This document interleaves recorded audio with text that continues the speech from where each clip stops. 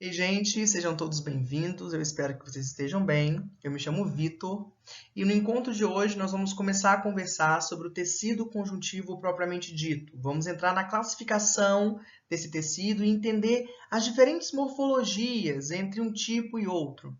Você já deve ter estudado isso nas aulas de histologia. Tecido conjuntivo frouxo, tecido conjuntivo denso não modelado. É exatamente sobre isso que a gente vai tratar no encontro de hoje. Eu espero tentar ser o mais claro possível em relação a essa classificação, para vocês entenderem que não é necessário decorar.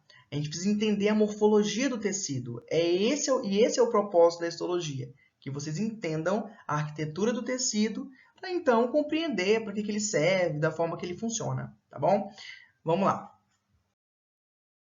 Antes de começar essa aventura, eu queria mostrar para vocês aí, primeiro, esses 4 quadradinhos. Cada quadradinho desse é um tipo de tecido conjuntivo propriamente dito. E eu queria que vocês observassem como eles são diferentes.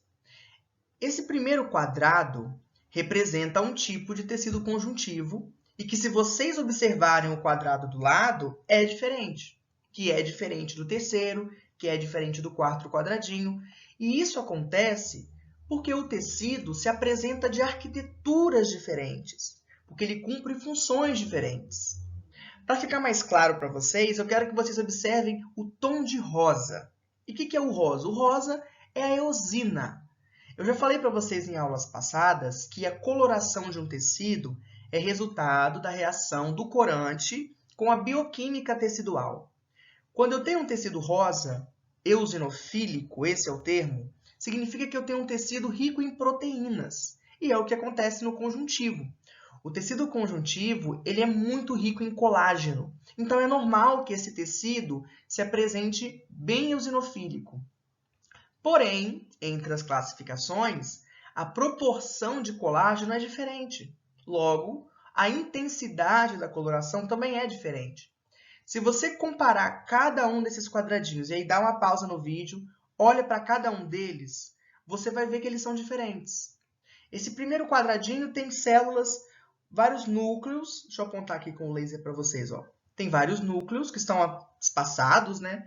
E aí eu tenho uma parte bem eosinofílica entre essas células. Agora, o segundo parece que já está bem mais corado, né? Talvez porque exista muito mais proteínas nessa região. E, de fato, existe, já que a gente está falando de um tecido conjuntivo denso. Depois, nós temos esse outro quadradinho, onde nós temos uma coloração de rosa também acentuada, mas ela não é tão organizada quanto nesse segundo quadrado que eu mostrei para vocês.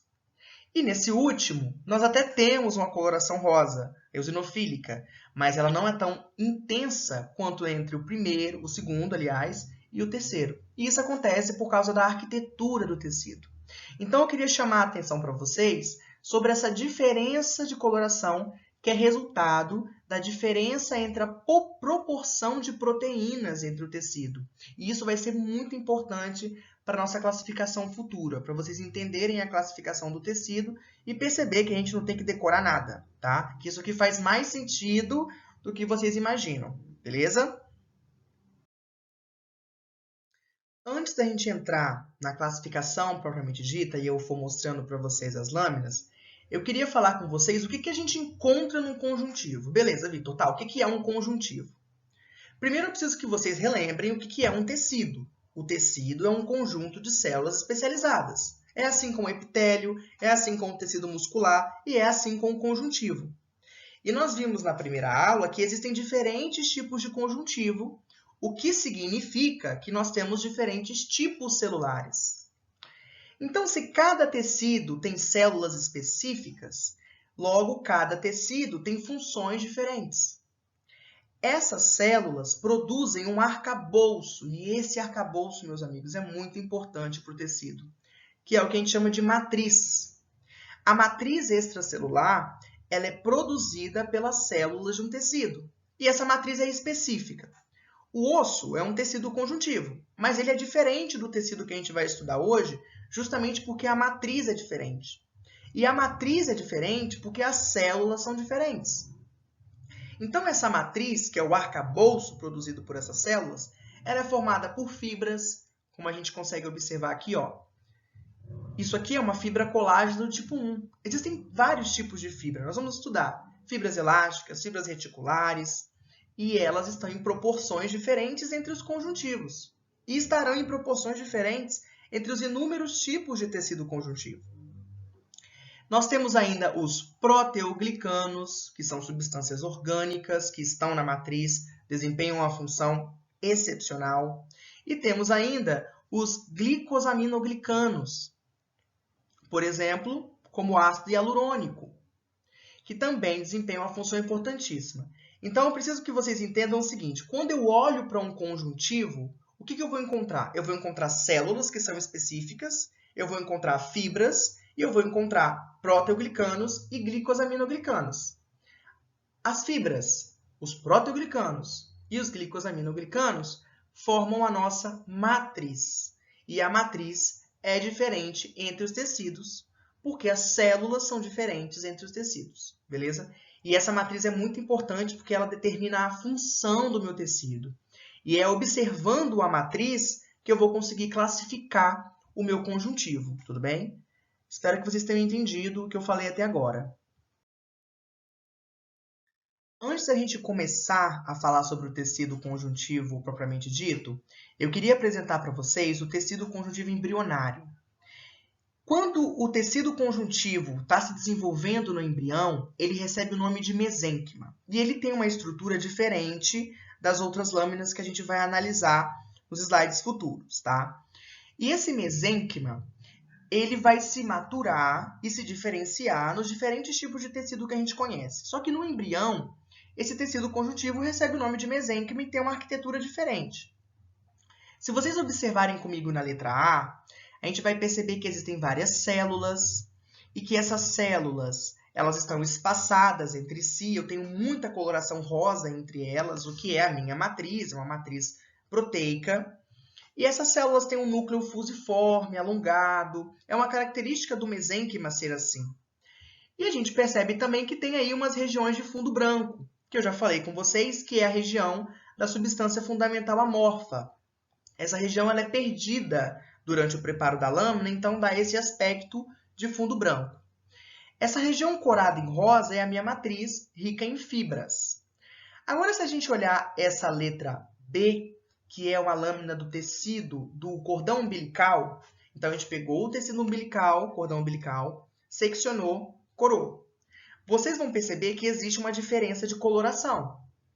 Logo, existe uma composição diferente entre um tecido e outro.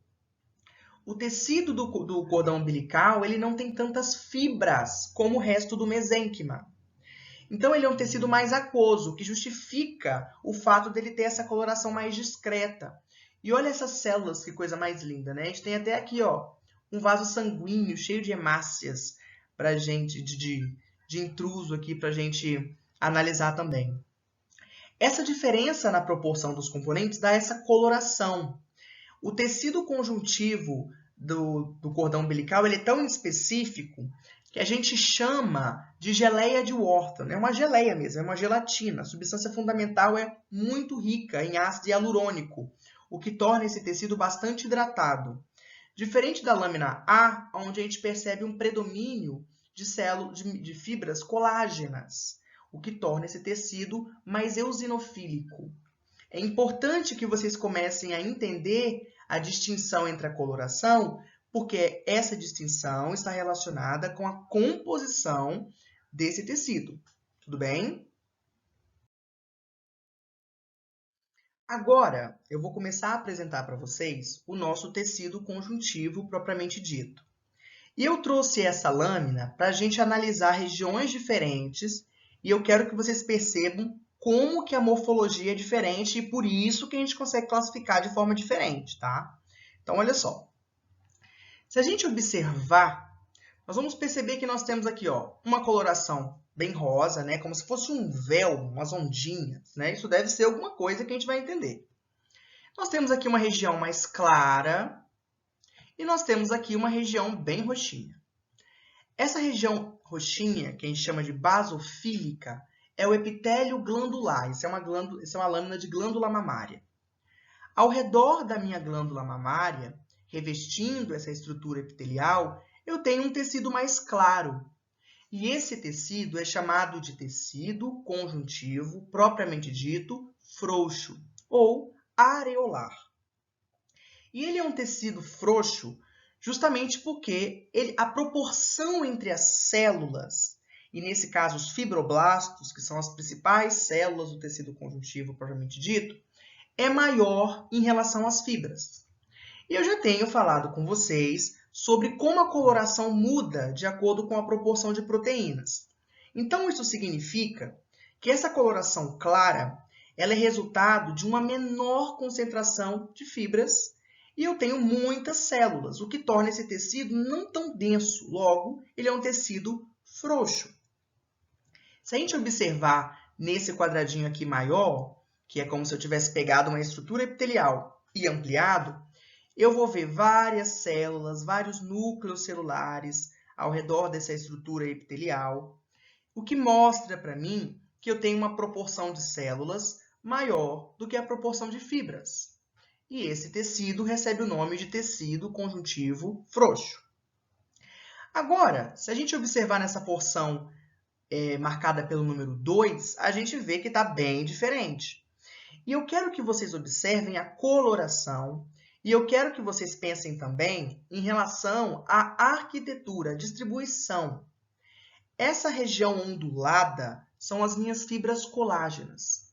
Esse tecido que eu estou mostrando para vocês no número 2, ele tem muito mais fibras do que células. Logo, ele é um tecido mais denso.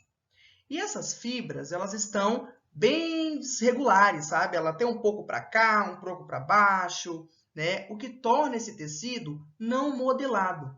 Mas ele é denso, porque ele tem muito mais fibras do que células. Então, percebam que o tecido conjuntivo propriamente dito, ele pode coexistir um órgão. Mais próximo da região glandular, eu tenho um tecido frouxo. O tecido frouxo ele tem mais células e menos fibras, o que permite uma difusão de nutrientes muito maior. Porque, pensa, é um tecido mais frouxo mesmo, não é um tecido muito denso, que pode dificultar a passagem dos nutrientes. Agora, se eu observo na região mais para cima, eu já tenho uma região mais densa, uma região que vai me dar mais suporte, mais resistência. E essas porções onduladas são as minhas fibras colágenas. Ó, isso aqui que eu estou mostrando para vocês com o laser é o núcleo de um fibroblasto. Percebam, se precisar dar um pause, vocês dão um pause aí no vídeo e percebam, olha a relação da quantidade de fibras para a relação de núcleos. É diferente da região elencada pelo número 1, que é o tecido frouxo. Isso aí eu espero que vocês consigam identificar junto comigo, beleza? Mais uma lâmina. Eu trouxe aqui para vocês agora uma região de cólon. E essa região foi corada com tricrômio de Mallory, que é um corante específico para conjuntivo e é excelente para a gente observar o componente fibrilar, tá? Olha só, vamos nos localizar aqui. A região de cólon é uma região do intestino, beleza? E ela tem um revestimento aqui epitelial, que eu estou circundando aqui para vocês. E essa região epitelial, ela tem uma característica típica, né? Que são células justapostas, é bem organizado, assim, é bem característico. E abaixo desse epitélio eu tenho uma região de conjuntivo. E é uma região de conjuntivo porque eu percebo a coloração em azul. O tricrômio, ele me dá uma coloração azulada para as fibras colágenas. E cada região vermelhinha dessa daqui é um núcleo de um plasmócito, que é uma célula conjuntiva que a gente vai estudar em aulas futuras. Então, eu gostaria que vocês observassem a proporção entre os núcleos celulares e o tom de azul, para que vocês percebam que eu tenho muito mais células do que fibras colágenas, o que me permite classificar essa região como tecido conjuntivo frouxo. No número 6, eu sei que está um pouquinho cortado, mas eu quero que vocês percebam como que está bem mais azul. O que significa para mim que eu tenho muitas fibras colágenas. Essa região de número 6 é diferente dessa região onde está o meu laser aqui. Se na região 6 eu tenho muitas fibras colágenas, esse tecido é denso. Enquanto que na região de número 10, aqui, 9, é uma região de tecido conjuntivo frouxo, justamente por causa da diferença entre a proporção de células e fibras, que é uma característica do tecido frouxo. Muitas células, poucas fibras. Percebam como a gente não precisa decorar aonde tem cada tecido. Eu preciso conseguir identificar. Logo, tecidos celularizados com poucas fibras colágenas, e o colágeno é uma proteína do tecido conjuntivo, tá? Por isso que isso aqui é um tecido conjuntivo, porque é uma proteína característica do conjuntivo. Em relação à proporção nuclear, quantidade de núcleos, aliás, me permite classificar como tecido conjuntivo frouxo, tudo bem? Agora eu vou mostrar para vocês o nosso tecido conjuntivo denso não modelado. E eu queria chamar a atenção de vocês já de primeira, para que vocês reparem como que essa região mostrada para vocês aqui, que é uma lâmina de couro cabeludo, ela é bem eosinofílica. O que mostra para a gente que ela é uma região rica em fibras. Toda essa região rosa eosinofílica são feixes de fibras colágenas. E cada pontinho desse é um núcleo de um fibroblasto, que são as células do conjuntivo responsáveis pela produção de colágeno.